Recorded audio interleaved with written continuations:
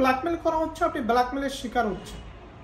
কোনো একটা ভিডিও, কোনো একটা ছবি দেখিয়ে বলতেছে এটা আমি নেটে ছেড়ে দিব, না হলে তুমি টাকা দাও, না হয় অন্য কোনো সুবিধা আপনার কাছে দাবি করতেছে। তখন আপনি কি করতে পারেন? দেখেন, আমাদের পর্নোগ্রাফি নিয়ন্ত্রণ আইন রয়েছে 2012 সালে। এই আইনে স্পষ্ট করে বলে দেওয়া হয়েছে, কেউ যদি আপনাকে এভাবে ব্ল্যাকমেল করে, আপনার খারাপ ছবি দেখিয়ে, আপনার খারাপ ভিডিও দেখিয়ে আপনাকে বিভিন্নভাবে হেনস্থা করে বা ব্ল্যাকমেল করে, টাকা আদায় করে, সুবিধা আদায় করে, বা বিভিন্নভাবে আপনাকে ভয়ভীতি দেখায়, হুমকি দেয় যে নেটে ছেড়ে দিবে, তখন আপনি কি করতে পারবেন?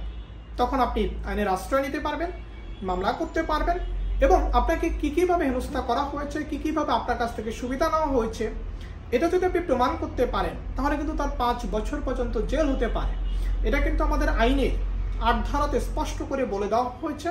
পর্নোগ্রাফি নিয়ন্ত্রণ আইন 2012 সালে যে আইনটা হয়েছে, এই আইনের 8 ধারাতে স্পষ্ট করে বলে দেওয়া হয়েছে, আপনি ব্ল্যাকমেলের শিকার হলে বা আপনাকে কেউ ব্ল্যাকমেল করার চেষ্টা করলে আপনি বসে থাকবেন না, আপনি তার বিরুদ্ধে লিগাল স্টেপ নিতে পারবেন।